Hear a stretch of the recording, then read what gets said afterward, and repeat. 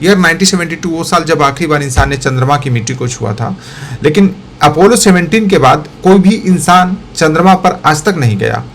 आधी सदी से ज़्यादा समय बीत गया, दुनिया बदल गई, टेक्नोलॉजी बदल गई, लेकिन एक सवाल हर जनरेशन के साथ जिंदा रहा कि क्या इंसान फिर से चंद्रमा तक जाएगा। और अब 2026 में उस सवाल का एक नाम बदलकर सामने आया है, जिसका नाम है नासा आर्टेमिस 2 मिशन। ये कोई आम स्पेस मिशन नहीं है, ये है लैंडिंग मिशन भी नहीं है, लेकिन फिर भी ये मिशन जो है इतिहास बदलने वाला है, क्योंकि आर्टेमिस 2 वो पल है जब 50 साल से ज़्यादा बाद इंसान फिर से मून के आसपास पहुंचेगा, उसे नज़दीक से देखेगा और फ्यूचर से के कई बड़े सपनों को नींव रखेगा। ये कोई आम स्पेस मिशन नहीं है, लैंडिंग मिशन भी नहीं है, फिर भी मिशन इतिहास बदलने वाले हैं, क्योंकि आर्टेमिस 2 वो पल है जब 50 साल से ज़्यादा बाद इंसान फिर से मून के आसपास पहुंचेगा। आर्टेमिस 2 नासा के आर्टेमिस प्रोग्राम का दूसरा मिशन है। आर्टेमिस प्रोग्राम को अगर सिंपल लैंग्वेज में समझे तो ये अपोलो मिशन का मॉडर्न, अपग्रेडेड और लॉन्ग टर्म वर्जन है। अपोलो मिशन का गोल था चंद्रमा पर पहुंचना, फ्लैग लगाना और वापस आना, लेकिन आर्टेमिस का विजन इससे कहीं अलग है। आर्टेमिस का मतलब होता है sustainable human presence on the moon, deep space exploration और अल्टीमेटली मार्स तक पहुंचने की तैयारी। आर्टेमिस 1 जो है वो अक्टूबर 2022 में हुआ था, जो एक अनक्रूड मिशन था, उसमें कोई भी आदमी ह्यूमन नहीं था। ओरियन स्पेसक्राफ्ट जो बिना इंसान के मून के चारों ओर घुमाया गया, सिस्टम को टेस्ट किया गया, हीट शील्ड को एक्सट्रीम कंडीशन में चेक किया गया और मिशन टेक्निकली सक्सेसफुल रहा। लेकिन असली परीक्षा अब शुरू होती है जब स्पेसक्राफ्ट के अंदर इंसान होंगे। आर्टेमिस 2 वही परीक्षा है। इस मिशन में 4 अंतरिक्ष यात्री ओरियन स्पेसक्राफ्ट में सवार होंगे, 3 नासा के एस्ट्रोनॉट और 1 कनाडा के स्पेस एजेंसी CSA का एक एस्ट्रोनॉट होगा। ये सिर्फ अमेरिका का मिशन नहीं है, ये इंटरनेशनल कोलैबोरेशन का सिंबल है, क्योंकि फ्यूचर में स्पेस एक्सप्लोरेशन अकेले किसी देश की बस की बात नहीं। ये चारों एस्ट्रोनॉट अब इस वक्त क्वारंटाइन फेज में है। लॉन्च से पहले एस्ट्रोनॉट को आइसोलेशन में रखा जाता है ताकि कोई भी इन्फेक्शन, कोई भी मेडिकल रिस्क मिशन को खतरे में न डाल सके। स्पेस में छोटी सी बीमारी भी बहुत खतरा बन जाती है, इसलिए यहाँ पर सेफ्टी बहुत ही ध्यान रखा जाता है। अब बात करते हैं उस रॉकेट की जो इंसान को अर्थ से मून की ओर ले जाएगा। स्पेस लॉन्च सिस्टम यानी कि SLS दुनिया की सबसे पावरफुल रॉकेट में से एक है।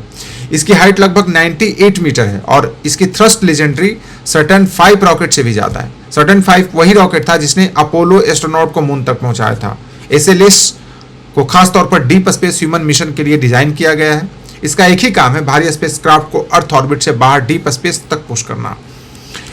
दरअसल SLS रॉकेट मिशन जो है स्पेसक्राफ्ट को अर्थ ऑर्बिट से बाहर ले जाकर एक खास मैन्यूवर देगा जिसे कहा जाता है ट्रांस लूनार इंजेक्शन। यही वो मोमेंट होता है जब स्पेसक्राफ्ट अर्थ को पीछे छोड़ देता है और मून की ओर अपनी जर्नी शुरू करता है। ओरियन स्पेसक्राफ्ट खुद में एक इंजीनियरिंग मार्वल है। इसे deep space, radiation, extreme temperature और हाई स्पीड री एंट्री जैसी कंडीशन को झेलने के लिए डिजाइन किया गया है।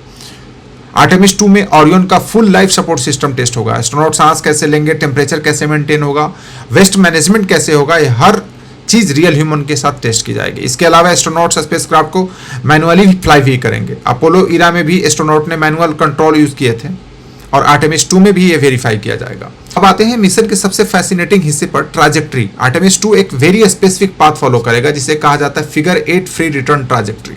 ये नाम सुनने में कॉम्प्लेक्स लगता है, लेकिन इसका कॉन्सेप्ट बेहद स्मार्ट है। इस ट्राजेक्ट्री में स्पेसक्राफ्ट मून के पास ऐसे गुजरता है कि मून की ग्रेविटी उसे नेचुरली वापस अर्थ की ओर खींच लेती है। अगर किसी भी वजह से स्पेसक्राफ्ट का इंजन काम करना बंद कर दे, तब भी ये ट्राजेक्ट्री क्रू को सेफली अर्थ पर वापस लेगा। इसे कहते हैं फेल सेफ डिजाइन।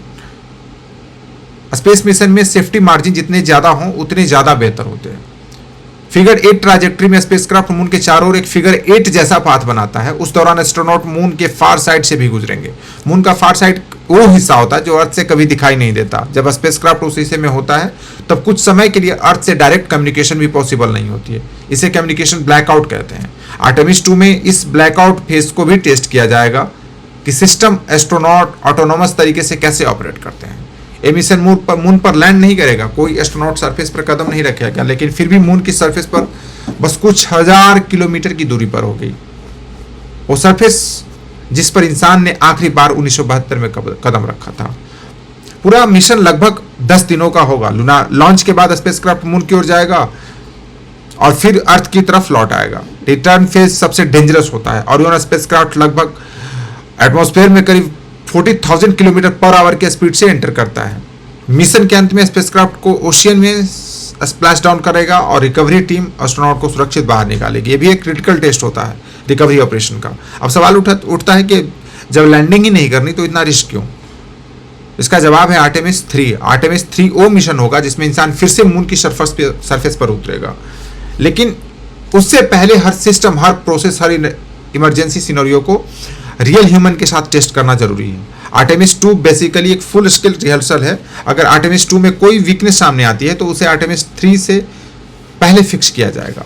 नासा जानता है कि मून लैंडिंग कोई मूवी सीन नहीं है, यहाँ एक छोटी सी गलती भी जानलेवा हो सकती है। इसलिए आर्टेमिस 2 का फिलॉसफी है test everything, assume nothing. Launch date की बात करें तो नासा ने फरवरी 2026 की शुरुआत को टारगेट किया है। अर्लीस्ट पॉसिबल डेट 6 फरवरी बताई जा रही है, लेकिन अभी कोई फाइनल कॉन्फर्मेशन नहीं है। स्पेस मिशन में डिले कॉमन होते हैं, क्योंकि वेदर होते हैं, टेक्निकल चेक, सेफ्टी रिव्यू, कई फैक्टर्स होते हैं। नासा का साफ कहना है कि लॉन्च तभी होगा जब कुछ 100% रेडी होगा।